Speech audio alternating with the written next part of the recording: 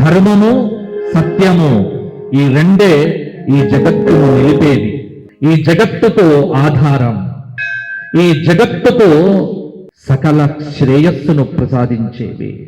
ఈ రెండింటి యొక్క విషయమే లక్ష శ్లోకాత్మకమైన మహాభారత గ్రంథం.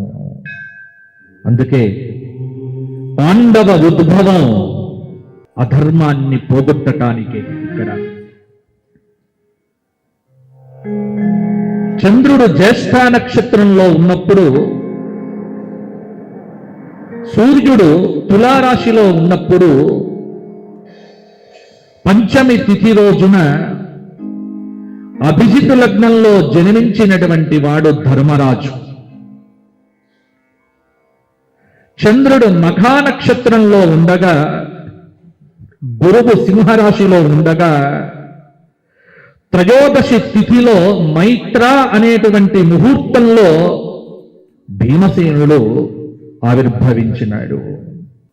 పూర్వ ఫల్గుని ఉత్తర ఫల్గుని నక్షత్రముల యొక్క సంధికాలంలో పుట్టినటువంటి వాడే ఫల్గునుడు, అర్జునుడు.